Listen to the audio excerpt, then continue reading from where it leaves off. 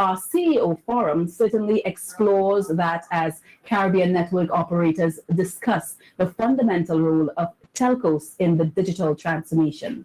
Lending their voices, experience, and expertise to this panel are Jensen Sylvester, head of CWC Multinationals B2B, Mike Antonius, CEO, Telesur, Abraham Smith, CEO, Digicel, and Damian Blackburn, CEO, GTT. Facilitating this roundtable discussion is Julian Wilkins, CANTO Director and former chairman. I believe Jensen starts us off in this segment, following which, Julian, the screen is yours to direct the discussion.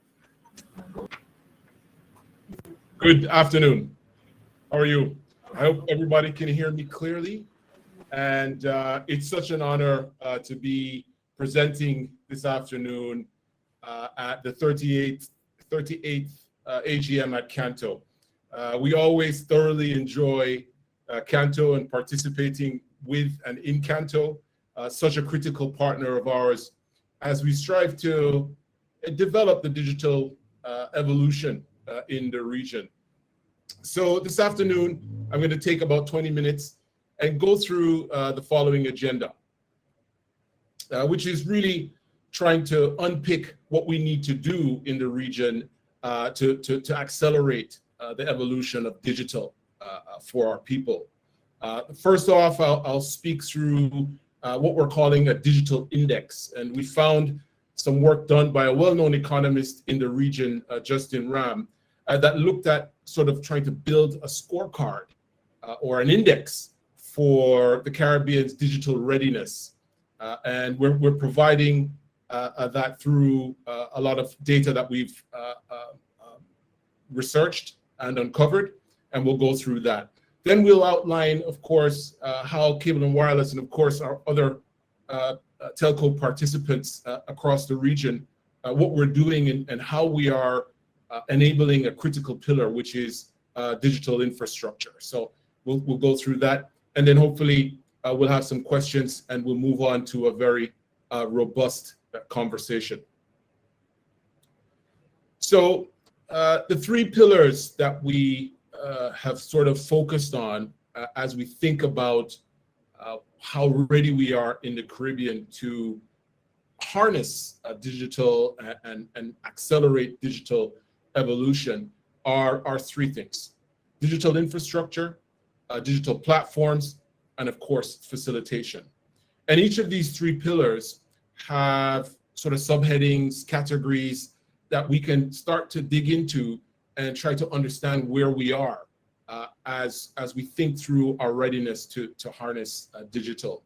So the first pillar, as I outlined, is digital infrastructure. And if we think about the areas of digital infrastructure, we think about and we look at things like mobile cellular subscriptions, fixed broadband penetration, of course, active mobile broadband subscription, which is critical, and then basically the number of people using the internet. And of course, what I would say here is we're in good shape in the Caribbean, not bad at all. Our mobile cellular subscription rates are around 116%, which is quite high and in line with the rest of the world, right?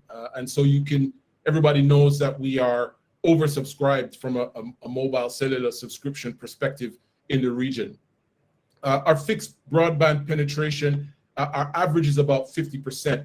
Of course, we can always do better there. But again, if you look at similar geographies around the world, our broadband penetration rates are not bad at all. And again, that's a testimony to the fact that we have really worked hard to build digital infrastructure throughout the region. Our active mobile broadband subscriptions are around 77%. Again, sort of within the global average, so we're not far behind there at all. And that number will just continue to grow as our populations continue to embrace the technology, and of course as we build out mobile networks throughout the region. The percentage of people using the internet is about 60%. Again, when we look at the globe, when we look at the numbers, the statistics around the world, we are very much sort of in line with the number of people using the internet. Of course, some geographies, nations are much further ahead, others are behind, and so I think we're not in bad shape there. So I would say the scorecard for digital infrastructure in the region is not bad. Okay, as I mentioned, telcos operators in the region, like Cable and Wireless and others who will join us after, are really working hard to build out the digital infrastructure across the region.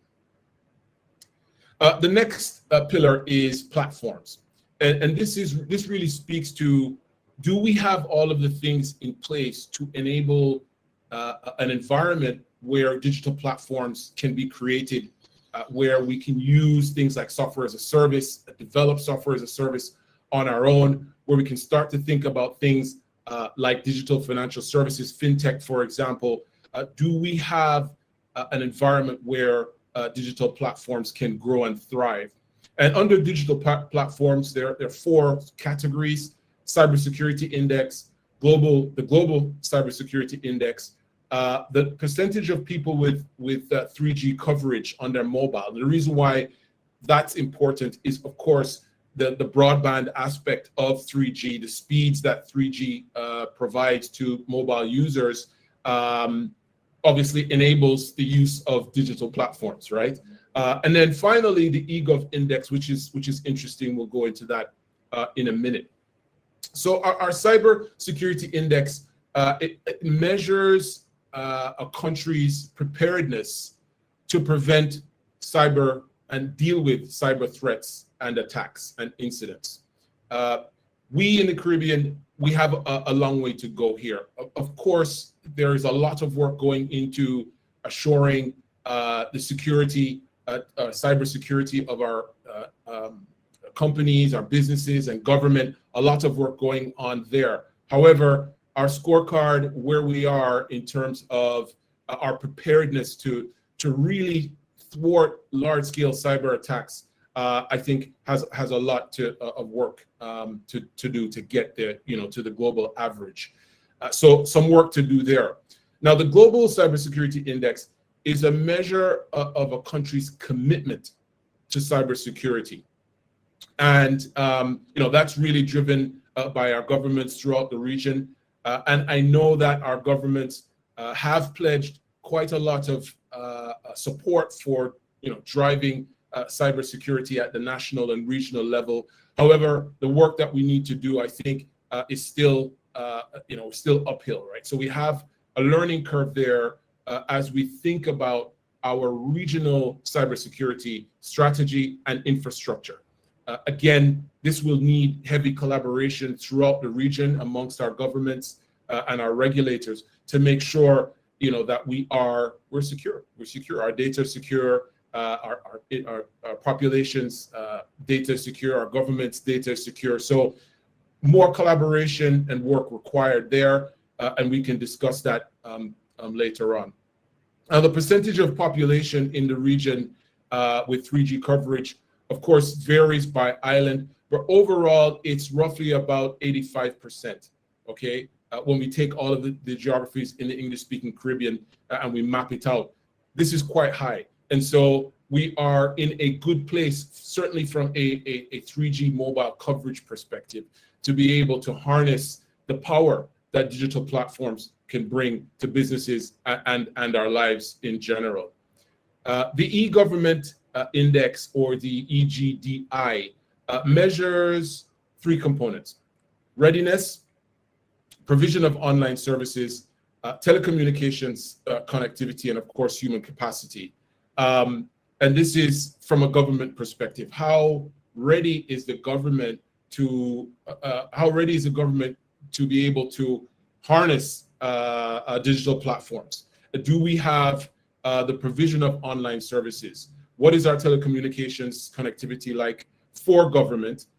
And what is the human capacity of our governments in the region to be able to harness and grow these digital platforms.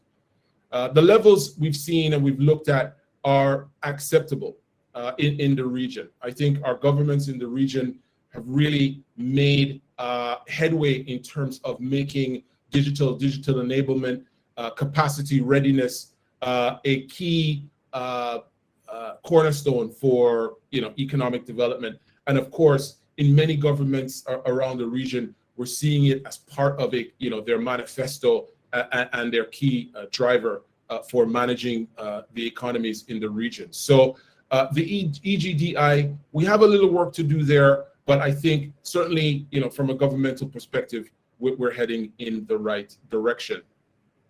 Finally, we're talking about facilitation. And facilitation really speaks about what we have to facilitate how we harness the digital platforms to deliver specific services and add value to our businesses and our people throughout the region. And this facilitation has 5 categories: digital financial services, ease of doing business, a human capital index, which is interesting, our regulatory environment, which I know we will discuss, and of course, digital entrepreneurship.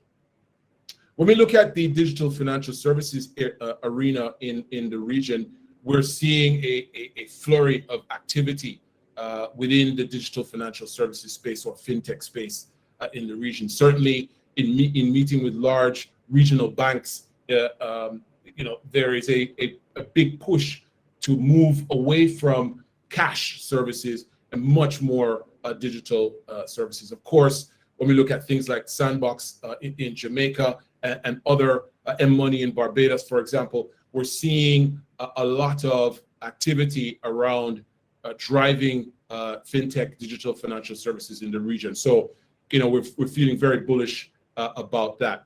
The ease of doing business numbers, of course, are well known, across the region.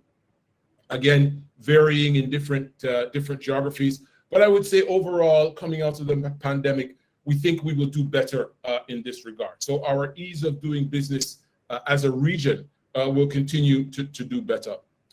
The Human Capital Index, as I said, is an interesting one, and it measures the number of years of schooling as an average, gross secondary enrollment, gross tertiary enrollment, and most critically, of course, individuals with ICT skills. And in this area across the Caribbean, I think there's a lot of work to be done. We have a very bright and capable population in the Caribbean who are still relatively young and of course have a very good awareness of technology and the internet and the power that the internet can bring. But I think in terms of institutional capacity and how we educate our population to drive innovation in technology, I think we can do a lot more. So we can have that conversation. And I think unless we are able to harness the human capital piece, I think we will continue to lag behind. The regulatory environment, I'll leave that point for our discussion. But of course, the regulatory environment that government provide in the region is critical. I think there is work to be done in this area. We'll discuss it at length during our chat. And of course, as telcos, we continue to work with, collaboratively with our governments to make sure that we drive a regulatory environment that makes sense and allows us to compete and also deliver the best services to our customers. Finally, digital entrepreneurship. And this, of course, is the new frontier for innovation in Jamaica, in the Caribbean, in Barbados, across the whole region. We're seeing a lot of green shoots, as I mentioned, around digital entrepreneurship. We're seeing a number of digital hubs and incubators popping up throughout the region. And all of this, I think, augurs well for us as a region to be able to really harness the digital evolution and drive wealth and prosperity for our people. So in summary, I think we have work to do in some key areas as a region. We have to as I said, work collaboratively with our governments. We do need to work quite hard on building our human capital, our human capability in the digital space. I think our digital infrastructure is in a good place, and I'll go into that in a bit more detail, certainly from the C&W side, cable and wireless side. But overall, I think we have most of the makings, if we follow this index, to really create an environment that helps us to leapfrog with respect to the digital evolution and revolution that's happening across the world. Of course, what COVID has done is really accelerate the use and need for digitalization, digital services, products and services for us to be able to live and work. I mean, this CANTO AGM is a perfect example of leveraging digital to be able to collaborate, communicate, share, and discuss, right? So we're feeling positive about that, and more to watch in this space as we go through. So I'll just spend a little time here on a key pillar, as I mentioned, which is the digital infrastructure. And you can see here on the screen, this is our cable and wireless regional network connecting over 40 countries. This is a fully protected, ringed submarine fiber optic network that spans over 50,000 kilometers. And I just want to pause there for a second and think about the human capital, the infrastructure, the processes, the people required to manage and maintain a network of this size and scale.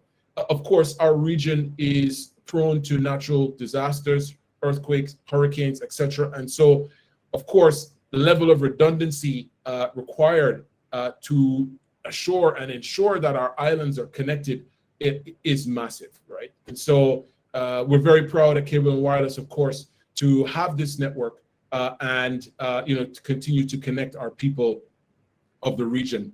On top of the network, we have a data center, a mesh of data centers across the region: Miami, Cayman, Bogota, Panama, and Curacao.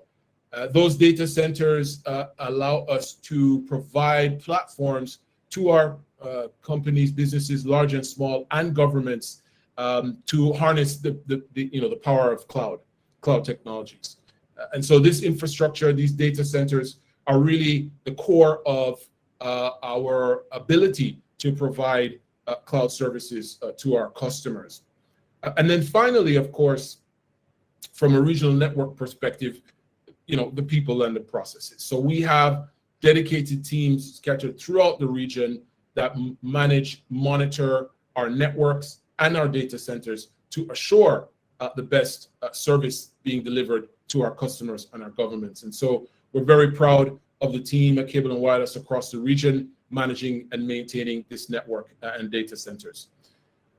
Finally, our terrestrial networks or above ground networks in the region, of course, are of a similar nature, fully redundant and really driving a commitment to roll out fiber. For example, in Jamaica, we've passed over 50,000 homes with our fiber network, and we continue to drive that through, and that will just continue as we make sure that we honor our commitment to drive fiber throughout the country. 250 communities connected, and so we're very proud of those statistics. Again, in Jamaica, 96.4% of the island is covered by our LTE network, so our fast mobile network, and those numbers are really good. In Barbados, we're very proud that we have a fully fiber island. We have fiber covering the entire island, and we have 99% LTE coverage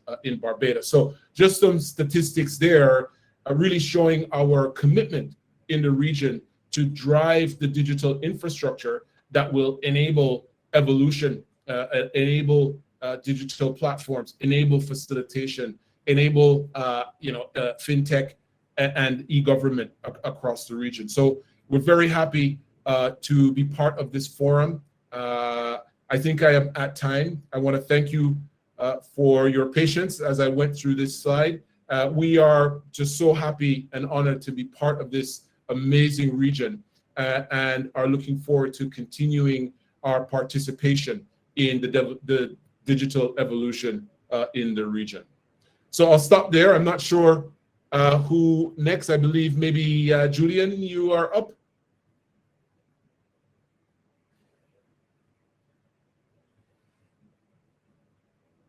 Hello.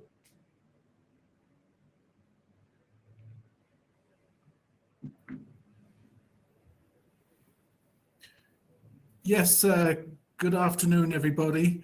Jensen, thank you very much for being our keynote speaker. Brilliant job, as usual, in trying to summarize how we move towards digital transformation. And I have some questions, but I just want to hold fire because I'm conscious of the time. And I would like to bring in the other panelists and let them have their opening remarks. But I think one thing we did forget to do was to really give a little bit of your bio, which I'd like to do. I know we're doing this in reverse, but hey, it's 2022, so anything can happen here. So let me just say to our audience, Jensen has spent the last 20 years of his career in business leadership, developing high-performance teams and growth strategies from multinational companies. He started his career in the UK, like me, although I didn't recognize the English accent. He's working for large international IT outsourcing companies where he's managed clients that span the UK, Europe, and India. And he spent the last 9 years in the Caribbean and has held various positions. He's currently head of CWC Multinationals, driving the end-to-end commercial strategy for CWC's largest corporate customers. So let me just stop there and thank you again for that excellent opening keynote presentation. And I'll just introduce Mike Antonius. Let me just, first of all, give a little introduction to Mike Antonius. I'm sure many of you know Mike. Mike actually lives by the motto, success comes to a well-prepared mind, a principle that was raised by his parents and intrinsically motivates him to take up challenges with determination. Mike he's very well qualified. He actually has an MBA degree from the Maastricht School of Management in the Netherlands. Actually started working at Telcos in 1995 as a purchasing officer and has gradually worked his way through the ranks. And in May 2016, he was appointed acting CEO of Telcos. And in June 2018, he was made CEO. And actually, in 2019, he became the vice chair of the CANTO board of directors. So without further ado, let me welcome Mike Antonius for your opening remarks.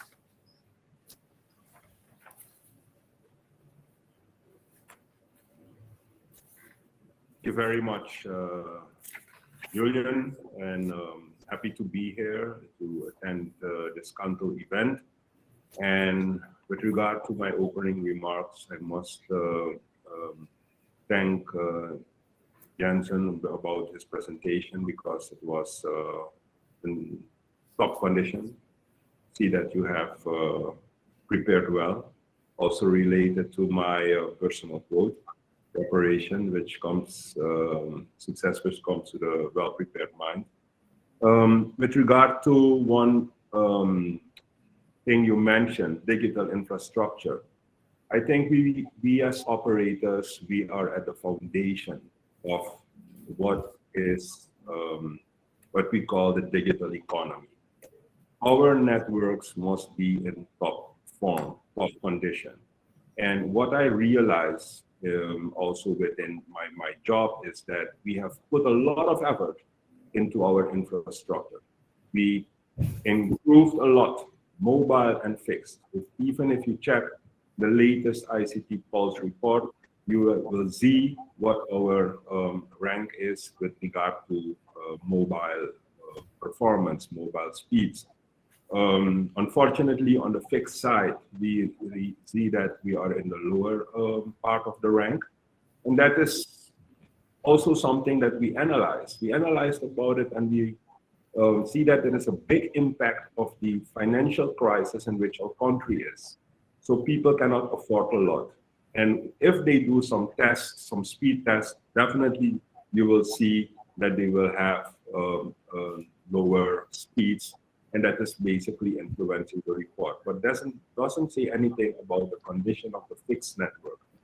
What I want to address is that we as operators must, and I speak for myself, must put more effort into service and how we serve our customers, because we put a lot of effort in the infrastructure, but we must put even more effort in how we cater to our customers, how we, the speed, how we recover when there is a service interruption. In that area, we are very much challenged, especially during the because of the pandemic. Because in the past, people were using our network more for to make phone calls, to communicate from a distance. But right now, you have more and more people working from home, studying from home, and the immediacy in which they want their service or make use of the service has increased. So we must emphasize more on how we cater to them when they have a request for a connection or when there is a service.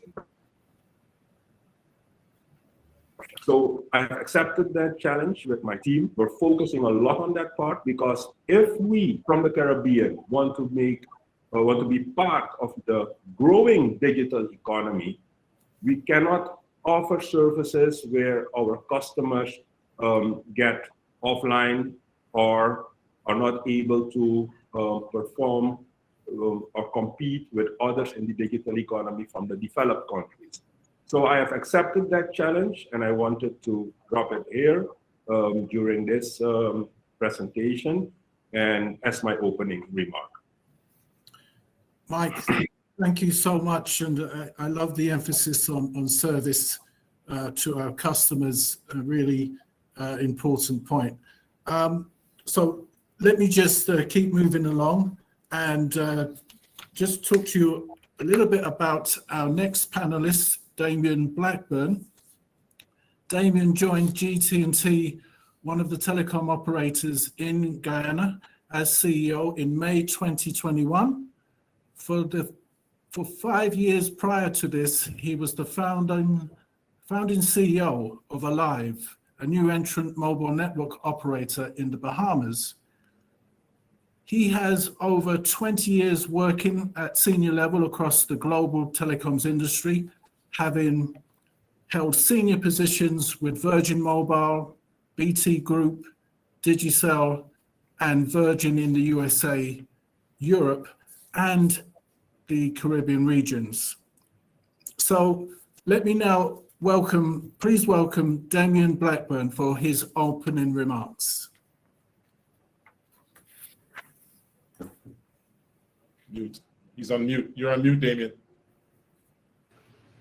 There we are, the phrase of the COVID era, we're on mute. Thank you, Julian, Jensen, and fellow panelists. It's a pleasure to be here. Well done, Jensen, for teeing everything up so simply at the beginning. I would echo what you said, Mike, about the infrastructure being the foundation of the digital economy. And I don't think we should skip over the immense achievements that we collectively have made as operators in the Caribbean region. We've overcome many challenges. We duck and dive many natural disasters, and we've managed to finance and put in place a pretty solid foundation, as Jensen outlined. Some countries are further ahead than others in that regard. Here in Guyana, we have committed to a $40 million investment program in this year alone to bring GTT fiber. We are targeting having 50% of homes or premises having fiber by the end of the year. And we're also upgrading our mobile network at speed to 4.5G LTE. Just picking again on something Mike said, I set the mission for GTT on arrival to pivot, to become a 21st century customer-centric organization, to meet our vision of improving the life experiences to every home and business by 2025. And I really would stress our vision here, and I think all of our visions actually on this call, is to really be very inclusive in the way that we provide digital infrastructure to everybody, and try and strive working with the governments to make it available to everybody, let nobody be left behind. However, I just want to move on briefly to another topic. It's clear to me, as somebody who's had the pleasure to live and work in a large number of places across the Caribbean, that the real challenge now is a human capital challenge. How do we harness the brilliant and creative minds of all those in the Caribbean to create digital solutions that are appropriate for the individual needs of our countries? We all know that every country, island, market in the Caribbean is very different to the one right next to it. And I think if we work together now, having built a great foundation, to harness the minds, both us as operators and other private sector companies, we can really harness those creative minds to create solutions now to put on top of the platforms. The challenges to overcome are the skills and then the revenue models, I believe, for those businesses. The revenue model in the digital era has become dominated by very large organizations. And we have a unique opportunity, I think, in the Caribbean, especially around things like payments. So we here at GTT have a mobile money Guyana solution, which is building off the success of bill pay, but becoming the traditional mobile wallet solution. And I think between payments and in particularly advertising revenues and the use of data and monetizing data, there are revenue models, but we're going to have to be very creative to take on the current dominating parties for the revenues in the digital era. So that's kind of my opening remarks, Julian. Thank you, Damian, for expanding the discussion. So let me just introduce our final panelist, which is Abraham Smith. Abraham Smith was appointed Chief Executive Officer of Digicel Trinidad and Tobago in November 2020. He brings more than 20 years international senior management experience to the role, having previously worked in the Middle East, Africa, Asia, Russia, and the Americas. Abraham has a degree from the Georgetown University in International Business and has taught as an adjunct professor of digital marketing at the LDS Business College in Salt Lake City, Utah, USA. He currently sits on the advisory board for the Institute for Gender and Development Studies, University of the West Indies. Please welcome Abraham Smith for his opening remarks.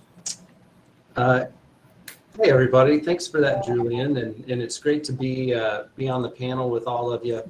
And Jensen, I've really appreciated your introduction. I think you teed up a lot of things that were really important. I think we've, over the past, 5, 10, 15 years, digitization, digital transformation, e-commerce, online schooling, it's been things we've talked about and we've all stepped into. And over the past 2 years, we've had to immediately deliver on it. We've had to deliver on it as operators, the OTT providers have had to do it, governments have had to do it, schools have had to adjust. And so we've really moved from kind of the theory to the practicality of it and making it happen. And I think as operators, we've definitely focused on our networks, but there's so many other areas as folks have described that we've got to focus on together. If I look at Trinidad and Tobago, for example, we've got connectivity, fixed connectivity to 85% of households, mobile coverage to 98% of folks. But the level that we've got to get to for online education, working from home, it's not just the connectivity, but we've got to look at reliability and capacity. Reliability, for example, in many of our countries is a challenge with our, when a massive fiber breaks, we have serious problems. Availability of devices, affordability. Those are issues that we've got to work on together, not just as operators, but together with government. And I think you mentioned, Damian, about inclusiveness. I agree. We've got to make sure that everybody is able to benefit economically from the changes happening in the world. And so I think we, at Digicel, and all of us, we're really working towards making sure we have our networks ready, but that we also are working with governments on those other issues as well. So I'm grateful to be on this panel today, and hopefully we can talk about some of those things a bit more. Abraham, thank you very much. I want to open up the discussion and feel free for any panelists to jump in. But something that Jensen mentioned earlier, and as we move towards digital transformation, which you've all spoken about, what actions would you like to see from regulators and governments that can probably help this process move along a bit faster? I'll open the floor.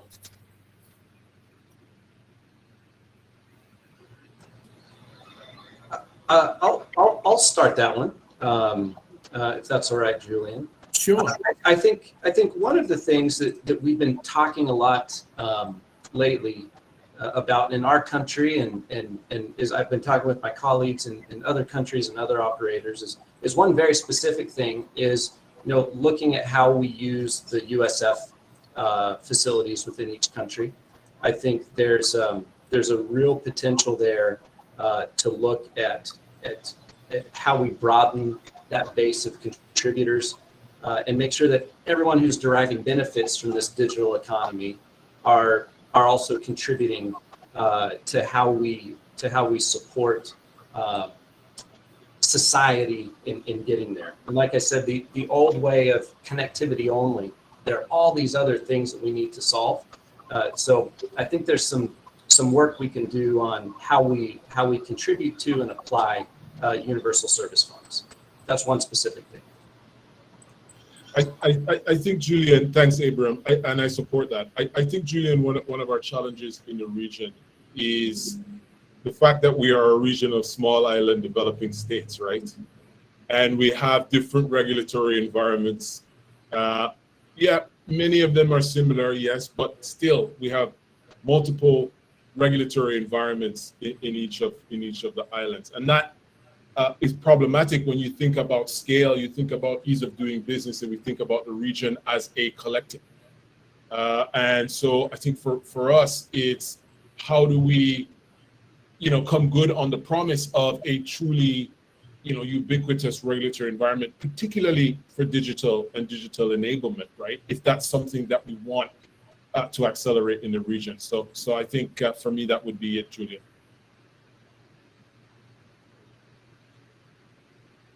You're on mute. I'm just not going to get used to that. Any other comments from panelists, regulators and governments? What can they do to support transformation?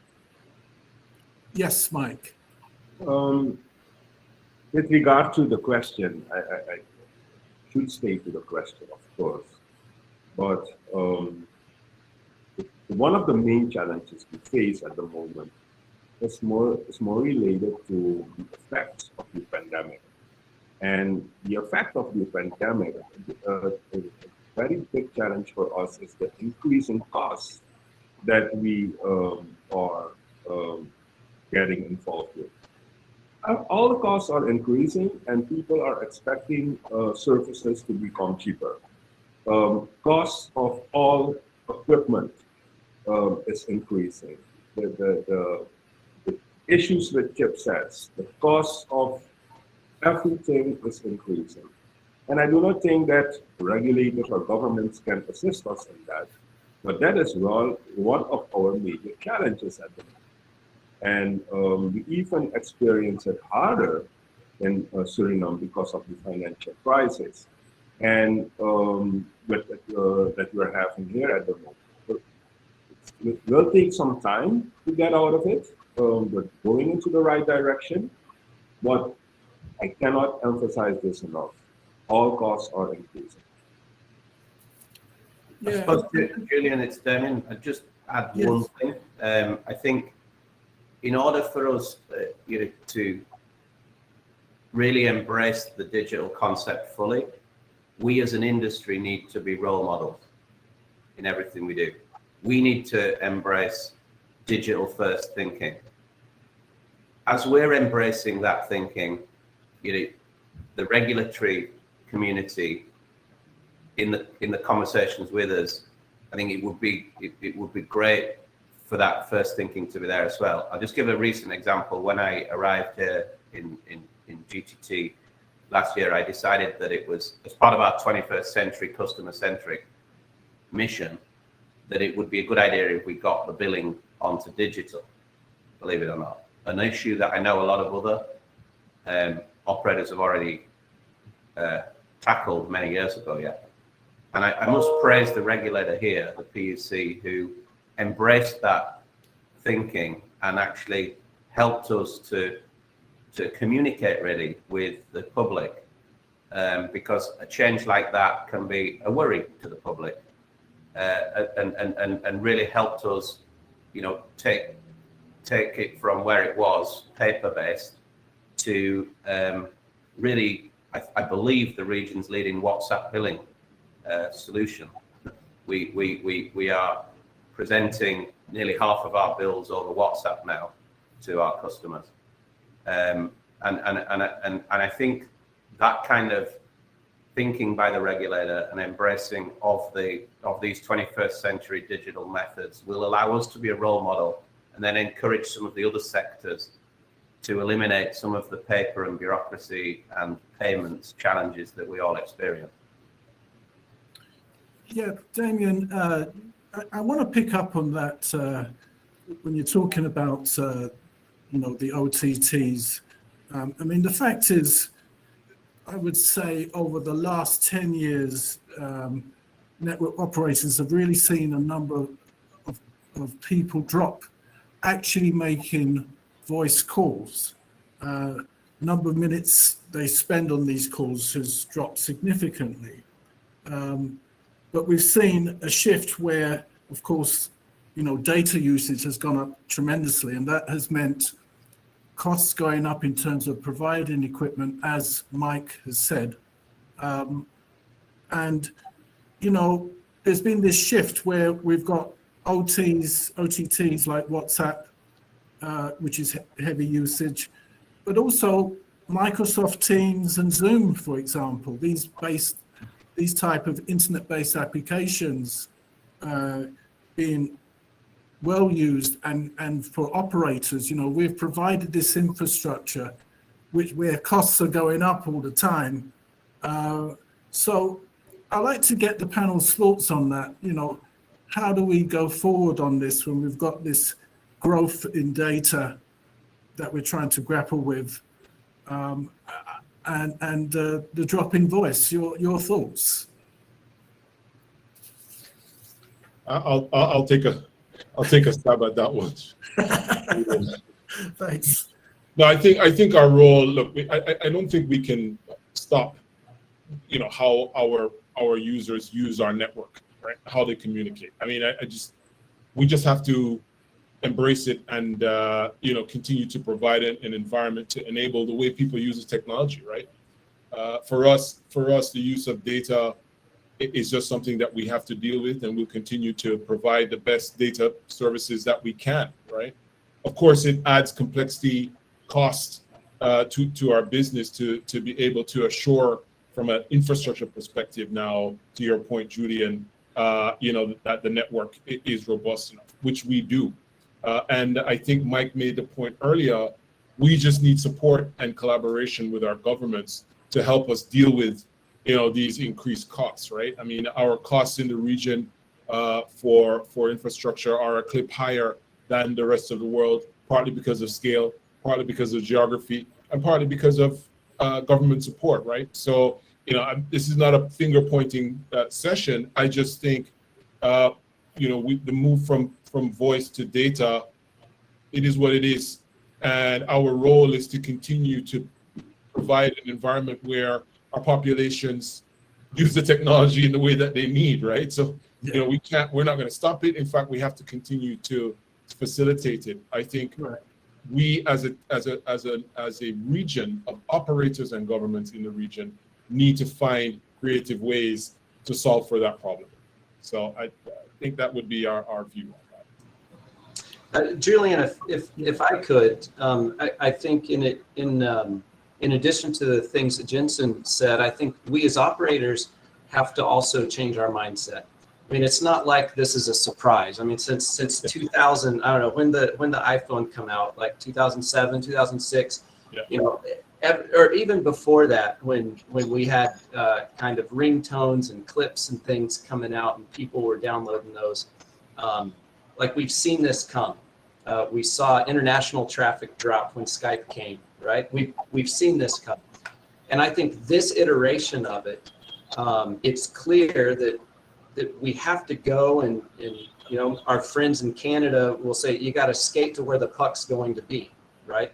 And I think, I'll talk about us at Digicel. We've had to change our mindset and say we're not a network operator, we're a digital operator.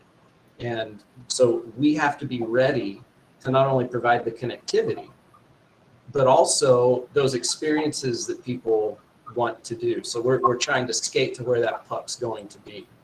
And so I think as we do that, as we stay close to the needs of the end customer, which I think also includes the businesses that use our networks, what their customers are doing, I think we're going to continue to be relevant just beyond connectivity from A to B.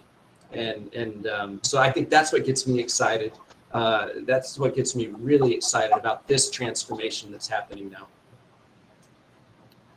Jensen and Abraham, I quite like your answers, and I'm certainly in agreement with it.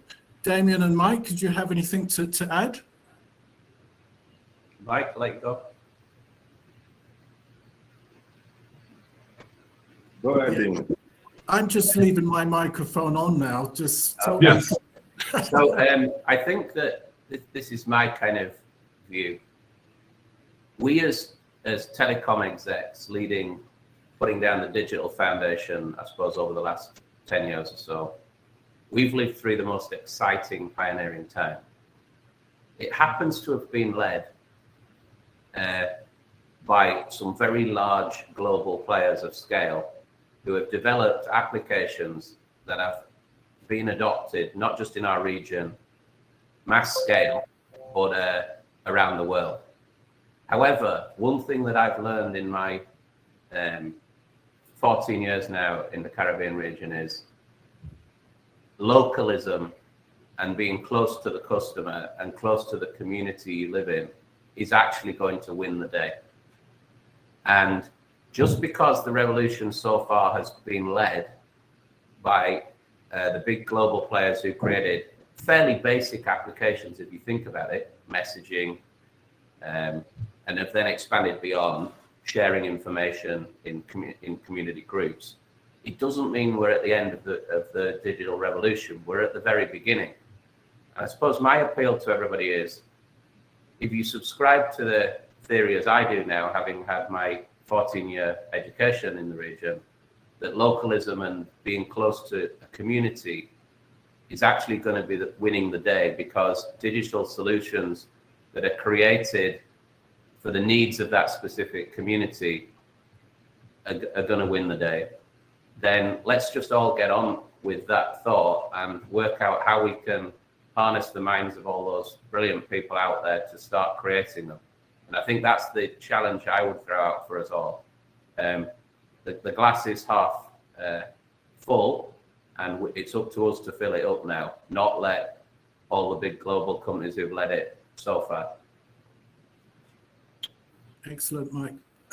Damian, thank you so much. Mike? Yes, I totally agree with the part that Damian mentioned. I will give an example why I agree with that part of localism and being close to our people.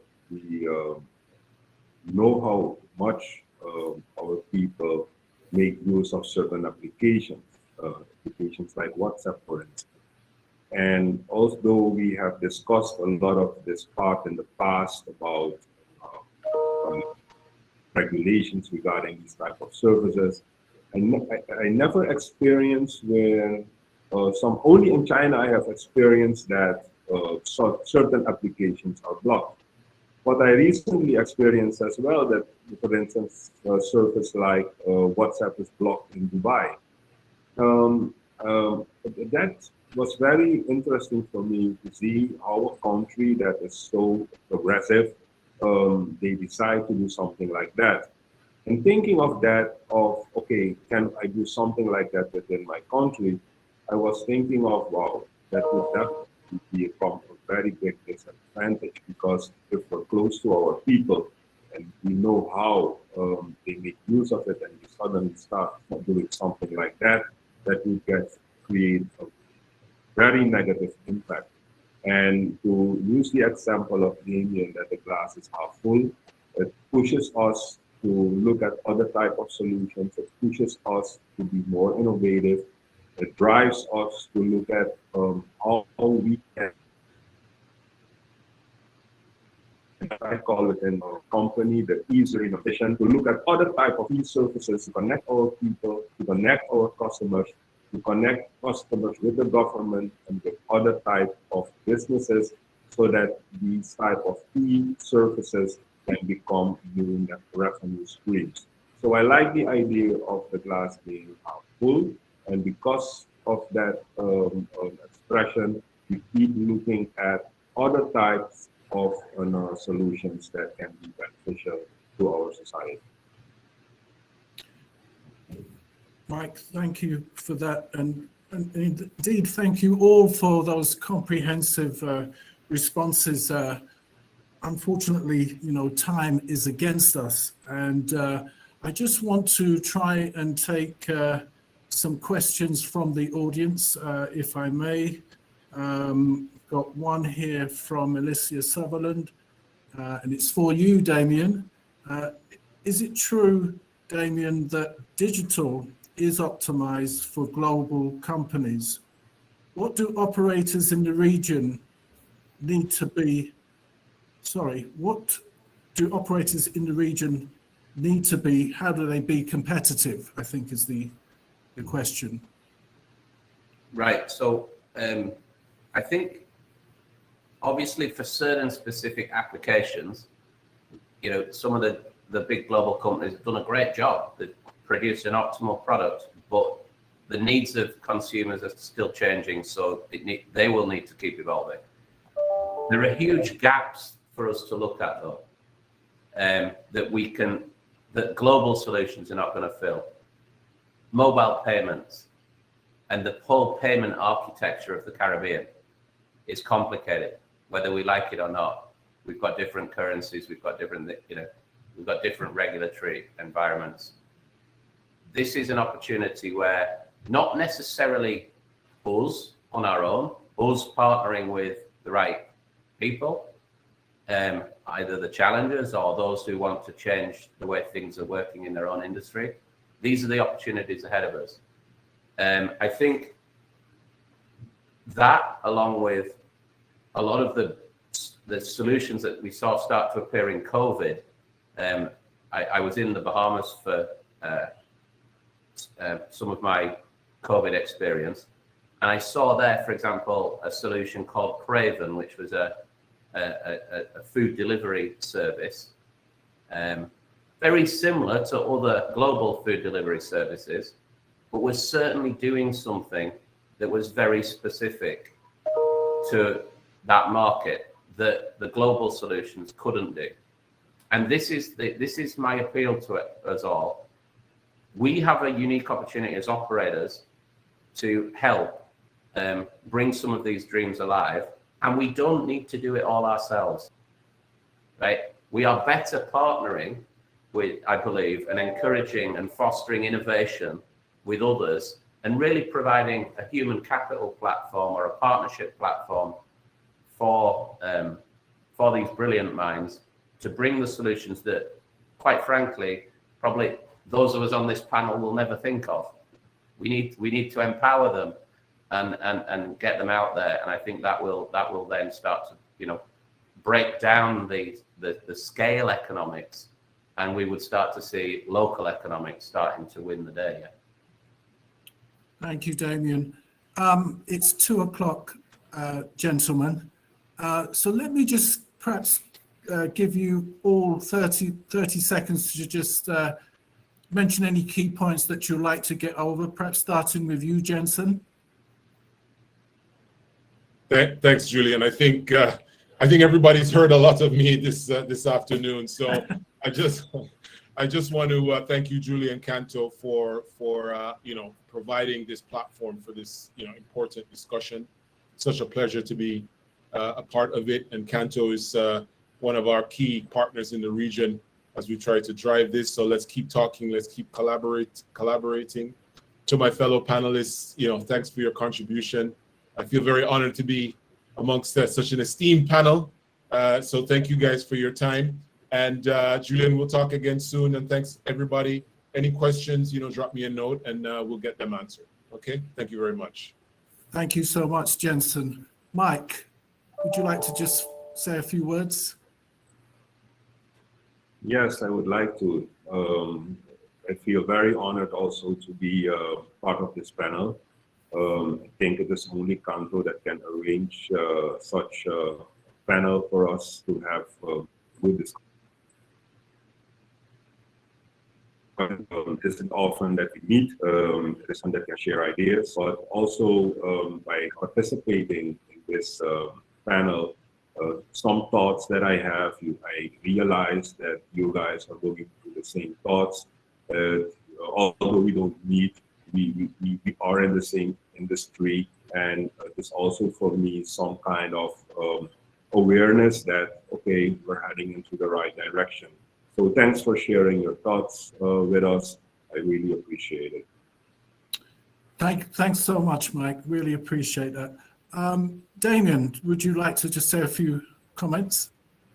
Yeah, I mean, I'd like to first thank Jensen, Abraham, Mike, and yourself, Julian. It's been a real honor to be on such a prestigious panel, and it certainly made me think some of the thoughts that have been shared. I suppose I issue another challenge to us as a panel. Why do we not meet to discuss these things? At the end of the day, we have a unique opportunity as telco operators to perhaps put down some of the foundations that are required for the digital architecture that need us to collaborate more than perhaps we do. And I just leave that thought there. I think we could do perhaps more around payments, and we could do more around advertising as well, which I think is a crucial part of the revenue model for a lot of businesses. So those two elements in particular, I think we could do a little bit better than perhaps we've done so far. Yeah, really great suggestions, Damian. Thank you. And Abraham. Oh, your mic. Well, perfect. First, Julian, thanks very much. Jensen, thanks for taking the arrow and putting the presentation together. You did a great job, and I agree with Damian's sentiment that we do need to shame on us for not meeting together more often and picking up the phone and saying hello. And I'll definitely be calling you, Damian, on the 2 items you just described. And I think the whole theme as I come away from this is, digital, we always say we're better together.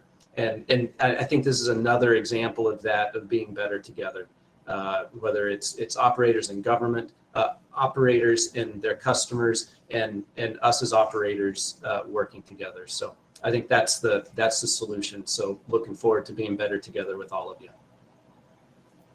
Abraham, thank you so much. And as we sign off now, gentlemen, let me just invite you all to the conference in Miami. I'd love to have this panel again so that we can continue this discussion on digital transformation. Thank you so much, gentlemen. Great to have you. It's an honor to be with you. I'll hand it back to Tamara. Tamara.